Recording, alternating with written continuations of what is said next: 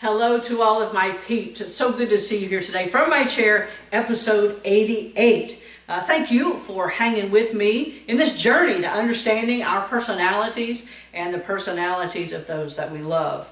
I was reading this week in 1 Peter. I ran across a very interesting phrase in 1 Peter 3:7. The phrase is this. It said this: dwell with them according to knowledge. Dwell with them according to knowledge. It jumped off the page at me this week as I was reading. And I know, don't fuss at me. I know it has to do with husbands and wives. But as I read it, I thought, you know what, that's my desire. Not just with my spouse, not just with my husband, but I want to take the information that I'm learning about personalities and how people think, how I react, and I want to use it to dwell with them according to knowledge. I segue that to say this: such is the case with today's box.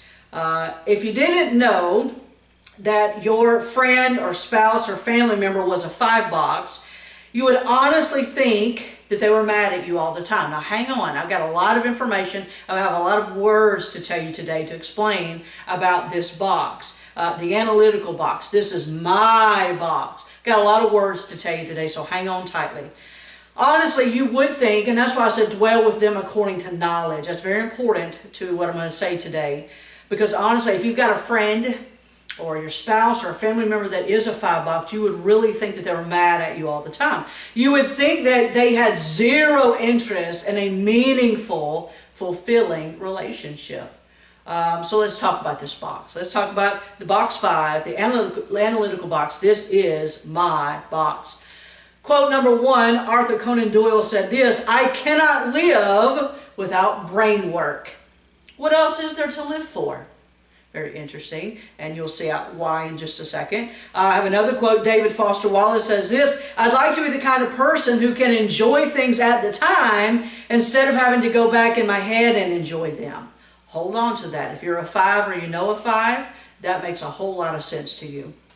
Let me cite my sources today. The Road Back to You by Ian Cronin and Suzanne Stabile, and The Path Between Us by Suzanne Stabile. Amazing resources. I'm having such a good time studying these things and learning things from these resources. So what is it like to live in a 5 box? There's a reason why there's an owl, a snow owl, on the screen. What's it like to live in this box? I'm glad you asked. Let's talk about it. Number 1, here we go. Of all the personality boxes, I am the most emotionally detached. Yes. This doesn't mean that I don't have emotions, but I want to have control over unpredictable feelings that might threaten or overwhelm me. I can have an emotion and then let it go. Then have the next emotion and let it go. I truly do feel, listen to this, I truly do feel that the energy that a 2 box or a 3 box or a 4 box uses on emotions and feelings is a waste. Just saying.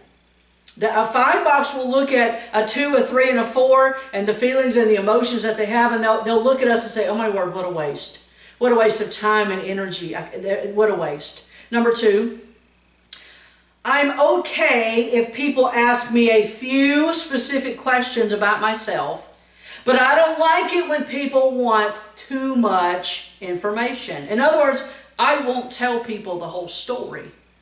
They'll tell people pieces of the story. I quote, I become less and less concerned about the needs of others and more concerned about myself and my overwhelming desire for privacy. They don't want to give out any insider information about themselves, about their family, about their life. They don't want to give away insider information. I know this firsthand, and we'll talk about it a little bit. They don't want to give away, they have a very, very strong desire for privacy, so don't ask too many personal questions. They don't want to give you personal information. I will often, I'll say this for free, because I'm so private, I will often refuse much needed help, even from those who love me most. They don't want help. They want to be very independent. They don't want your help. They don't need your help. They won't ask you for help. Number 3, and this is why. I have an allotted amount of energy for every day, and when it's gone for that day, it's gone. Okay? Now I said that 8s have the most energy, 9s have the least energy. 5 boxes, they only have an allotted amount of energy for every day. When it's gone, it's gone. Which means that number 4, I have to be very careful where I spend my time and my energy. They don't understand why people just get together and hang out. You won't see a 5 box, and especially in unhealthy spaces. You won't see very many 5 boxes just hanging out. They'd have to have a purpose. It needs to be a birthday party. It needs to be a church activity. They don't want to just hang out. They don't understand that because they have to be very careful where they spend their time and their energy. They get tired when they have to be with people for too long. In fact, number 5, I feel drained when I have prolonged involvement with people or have too many expectations placed on me. I like the way I put it up here. Being too people-y drains me. It does. For a 5 box, they feel drained when they have to be with people too long and too often, too much. They drain them. Relationship interactions cost them more than it does other people. Phone calls, handshakes, business meetings, church activities, parties, restaurants. Listen, it costs a 5 box dearly to interact and engage with people. You need to know that about your 5 box. If you have a 5 box spouse or a 5 box dear friend or a 5 box bestie, it costs them dearly to interact with people. Even handshakes and social gatherings and just simple activities that we're like, oh, this is going to be so much fun. It is everything they can do to put down their shield and have the energy to be a part of that and be all in. Number 6. If I want people to know how I feel, I will tell them. I generally wish they wouldn't ask. That's exactly how they roll. You don't get a whole lot of feelings from a 5 box. If I want them to know how I feel, I'll tell them. But you know what? I generally wish you wouldn't even ask how I feel. Number 7. Compartmentalization is my signature defense mechanism against feeling overwhelmed. Watch this. I assign each aspect of my life its own separate mental cubbyhole. I'll put it mental cubbyholes. The compartmentalization, they want to compartmentalize their life into these mental cubbyholes, and they don't want to mix. They don't want to mix even the friends. They'll have friends over here that won't know these friends over here, and what they tell these friends over here won't be anything what they tell these friends over here, and they are mortified if they ever have to connect or have to meet. It's just how they compartmentalize it's their defense mechanism against feeling overwhelmed. Number 8. I need a couple of days. This is so true. Oh my. I need a couple of days to process and experience or know how I feel about something. If you're waiting, let me say this. I'm not being ugly. Listen to me. If you're waiting for a response, take a number and wait in line. I call it the snow owl stare. My resource material calls it that too. You get the snow owl stare. When you're talking and you need an emotional response, take a number, wait in line. You're going to get a snow owl stare as you're speaking, especially feelings and emotions. Take a number, wait in line. Number 9, people are wasteful. I hold on to what I have. Remember, this is my box. People are wasteful. I hold on to what I have. I hold it and its contents very tightly. Number 10. I have an excessive desire to gain knowledge, information, ideas, and understanding of how things work. It's excessive. They want to know. They want to know how things, they want knowledge and how things work and how things go. And this is why. I look to knowledge to provide me with what most people find through relationships, such as love, comfort, and support. They get that fulfillment out of knowledge, whereas other boxes get the fulfillment from a relationship. and that relationship offers the love and comfort and support. They want knowledge. They want understanding and information of how things work. That's how they roll. What is the communication style of a 5-box? Lectures. Lectures. Informative displays of knowledge, definitions, facts, precise instructions, logical, rational arguments. I have some very close 5-box peeps, and I'll just be straight with you. They're very difficult to get to know. I'm not being ugly. I'm just being straight with you. They're very hard to get to know. Well, honestly, think about this. If you don't like emotions, you don't enjoy social gatherings, and you're not willing to tell people the details of your life, honestly, what's left? What's left? They often seem very cold. If I ask my peep how she feels or what she feels, she tells me what she thinks, not what she feels. They have very, very tall, thick boundaries. They don't want to be sucked into your emotional drama because they don't want to be made to feel responsible for those feelings. Don't take them into your emotional drama. They don't want it. Remember the snow owl stare? That's what you will get in unhealthy 5-box spaces. You'll get the snow owl stare. You'll have the emotional drama of life, and they'll just stare at you like, Lord bless you. You know, okay, thank you. They don't want to be sucked into your emotional drama because they don't want to be made to feel responsible for your feelings. They won't often tell you that they love you, but it doesn't mean that they don't. They just show it in very different ways. I'll say this. It is brave of 5-boxes to show up in your life. Kudos to my 5-boxes, my 5-box peeps. It's very brave of them to show up in your life and in your relationship, in a conversation, in a social gathering, more brave than any other box. What many of us, and I quote, what many of us give from our excess, 5-boxes give from their substance. Ours is just excess. Theirs comes from their core, their substance. So then, what is the primary struggle of a 5-box? The word is avarice. Avarice. We don't hear that word very often. Typically, we think of it as greedy, a greedy craving for money and possessions. But when we speak of avarice in relation to 5-boxes, we are talking about their need to retain.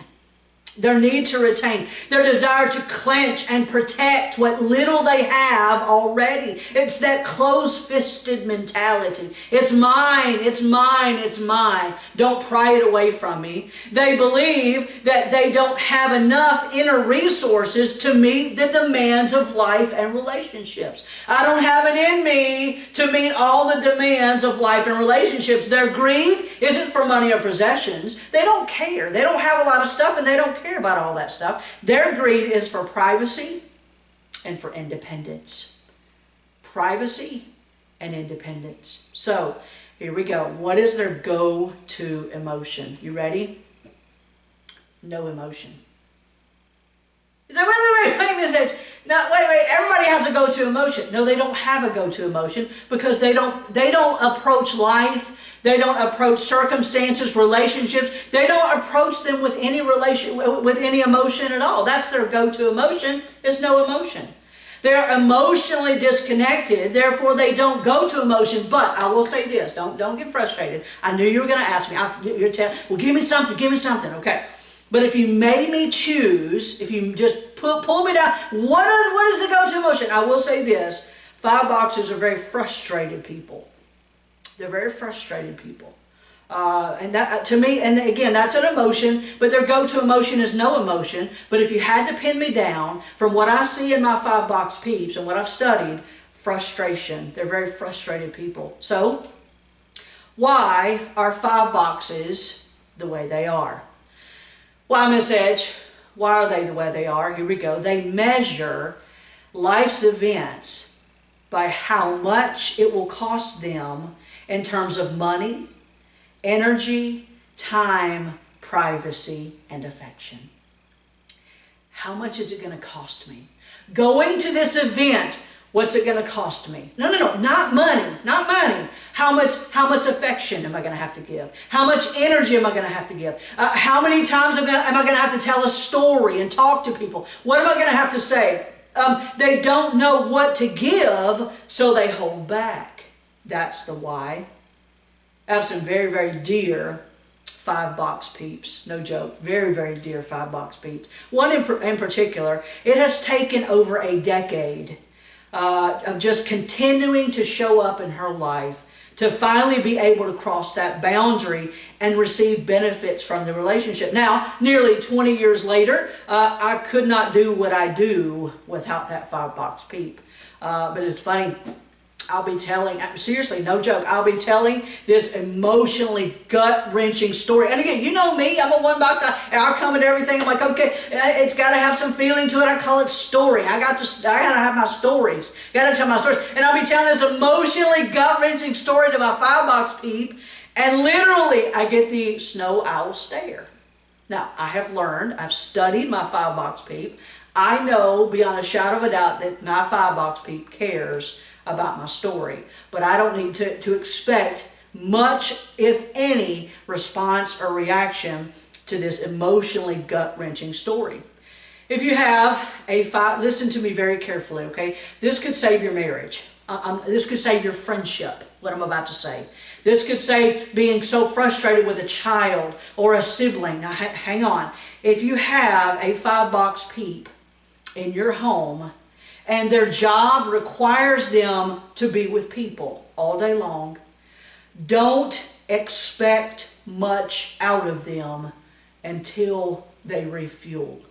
Okay? I want you to treat them like a car on a tank of gasoline, and they have used all day long. They know how much they have. They've been around, they've been people-y all day long, been amazing all day long for everybody, and boom, they walk in the door. There's only so much in the tank that they can expend and give out, okay? So don't be frustrated that it's on E when they walk in the door.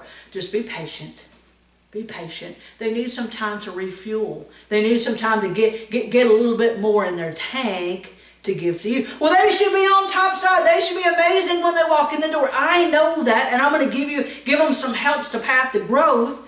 But the reality of it is they don't have it. They think they don't have it. They think that it's on empty, and they need some time to refuel before they engage with you, the family, the friends, the outing. Just be patient. Because they have such a hard time asking for help with anything, I have learned that my 5-box peeps needs 2 things: a few words and no rigmarole. I call it rigmarole. They need just they don't want things from people. They don't want help from people. So I have learned that they need a few words and that they need no rigmarole. The text, illustration here, the text went something like this. Me. How are you feeling today? Send. The answer, sluggish. Okay. I texted back, wonder. And the Holy Spirit wanted me to text this. I know that for a fact. Wonder if a protein shake would help you get your strength back. Send. Immediately, next text. Tell me what flavor and kind, and I'll have it for you when you get back. Send. And that's how it worked. There was no, do you need anything? They'll tell you no. Every single time. Every single time they'll tell you no. I'm good, I'm fine. They're so independent. They don't want help. They don't need help. Remember, privacy, independence. But that's not the way I want this relationship with my 5-box peep. That's not how I want it to roll. If I think she needs something, I'm going to do it. So then, what do we do? Went to the store, got the kind that she answered the question for me, and I left it in a prominent place for her. End of story. No fanfare, no rigmarole, very few words, done. Need met, strength got back, everything was fine. Few words, no fanfare. So, what is the path to growth? We need some growth. 5 boxes, I'll just be straight with you. You're going to have to grow. I've watched 5 boxes, my peeps, in healthy and in unhealthy spaces, and moving from unhealthy to healthy spaces. It's going to take a lot. It's going to take some things. Number one, you're going to need to implement a pattern that's called detaching in order to engage. Okay? Detaching in order to engage. Listen to this quote by David Bennett. He says this: "We detach so we can reorder our attachments, and then, aligned and cooperating with the inflow of grace into our deepest self, we can allow love to pass through us to touch and heal others in the world." Look, because of grace, 5 box, you'll have what you need. Because of grace, you'll have what you need. Number 2, again, I know this is tough. This is tough to swallow. I know that. But listen to me and hear my heart in it. Number 2, you'll need to practice connecting to your emotions in real time. The key words, real time. I'm not being ugly, but listen. You can't celebrate Christmas on a Saturday and not feel it until Wednesday. I'm just saying. I'm just saying. Look at everything you missed. Look at everything you missed. It's okay to feel things right now in the moment. People you love need for you to engage your feelings and emotions real time. Listen, just FYI, by the time you figure out that your child, your friend, or your spouse needs you and wants you to walk in the tough spaces or the happy spaces with them, it might be too late. The Bible says, "Give us this day our daily bread." Listen to me, 5 box peeps. God will give you this day everything you need to feel everything that everybody needs from you for the day. You're going to have to learn to connect to your emotions in real time, especially if you're a parent. Those kids need for you not to, "Oh, I need a few days to process this." No, look, real time. Real time. Express in real time. Number 3, if you want to be free of your default pattern of fear, learn to embrace the mentality that says, "When I give, I receive." That's hard for you to accept. Your mentality says, "You know what, when I give, I'll never get back, so I can't give a whole lot." Well, that's that's against the Bible. That's against God's Word. You know what? I tried. There's last week, a couple weeks ago too, I try to give you a verse that I feel like different boxes need plastered everywhere. Here's one for you. Luke chapter number 6, verse number 38. I love it. "Give," this is Jesus talking, "give, and it shall be given unto you." Oh my, you need to hear that, 5 box Pete. "Give, and it shall be given unto you. Good measure, pressed down, shaken together, and running over shall men give unto your bosom. For with the same measure that ye meet withal, it shall be measured to you again." You're not going to exhaust your supply because Christ is giving you everything you need, and He will replenish what you need. In fact, in Philippians chapter 4, verse number 19, it says this. I love this. "But my God shall supply all your need according to His riches and glory by Christ Jesus." I won't have enough if I start doing these emotions in real time and start being present in these relationships, and I just know I'm going to be on empty too soon. Wait, "But my God shall supply all your need." Give, and it shall be given unto you. You're going to have to embrace the mentality that says, "When I give, I receive." But you'll never know that until you start giving of yourself. What if you, as a 5 box, trusted that there was more than enough to go around in life so that you could give more away? It would change you, wouldn't it? Yeah. Number 4. To some extent, you'll have to become comfortable with dependence, or at least interdependence. In other words, you can't live your life without needing help from others at times. Just saying. You can't live your life without needing anybody for anything. You're going to have some help. It's okay to have help from people. Number 5, you can't have healthy relationships. I'm going to say it again. You can't have healthy relationships without risking giving up some of your time and letting go of some of your privacy. You're going to have to let people in on the inside scoop sometimes. You've got to. People want to know you. You have to let go of some of that information in order to, you got to risk it in order to have some healthy relationships. Number 6, you'll need to find a way, this is so tough for you. You'll need to find a way to offer affection and receive affection.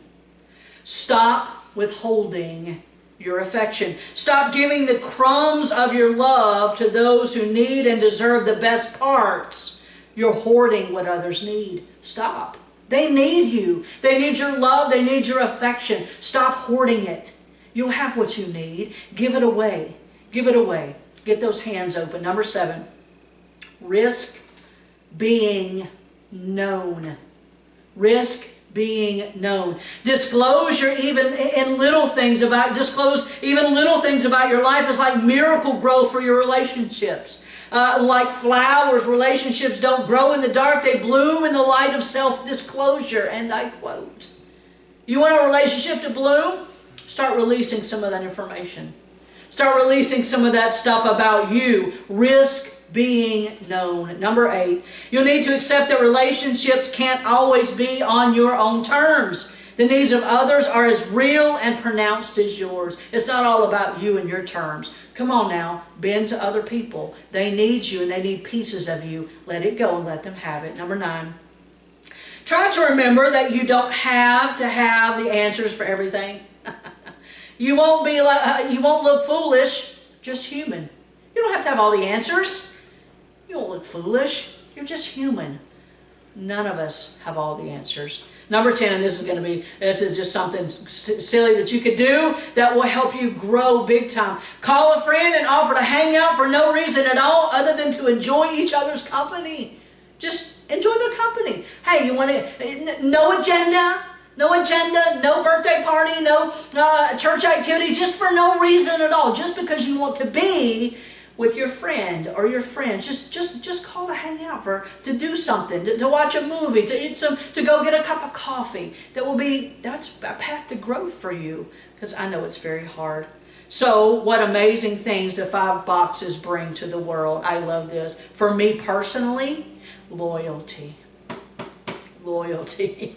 My 5-box peep has my back in all things. All things. She might not want to just go hang out all the time for the fun of it, but I have to have her in my life, and in my ministry. Loyalty. There's such a deep-seated loyalty with my 5-box peep. They remained, I love this. I love this slide. This is so true. So true, my 5-box peep. They remain objective in any situation. They can sort through the facts and study the situation from every angle and then give honest, unbiased suggestions. I cannot tell you how many times my 5-box peep, I'll hand her something and she will hand me an honest, unbiased suggestion, even if it hurts me, even if it attacks me or makes me feel weird about it. She'll hand it to me. Here, this is what I see. I love it. She's so honest. 5-box peeps are so honest about things because they can sort through the facts and look at things from every angle and then give you honest, unbiased suggestions. Because they can be so neutral, they rarely react to things, but they respond. When I think about my 5-box peeps, when something happens, it's not, oh my word, no, it's all right, get up. That's exactly what they do. Get up. You're all right. Dust yourself off. Oh, no. They're not panicky like that. Again, their go-to emotion is no emotion. Get up. You're fine. All right, let's look at you. Okay, you're good. Go. I'm telling you, that's how they work. I love this one. And that's just so true. Oh, my word. If you can get past the snow owl stare, okay, you can tell a 5-box your deepest, darkest secrets, and they will hold them in confidence.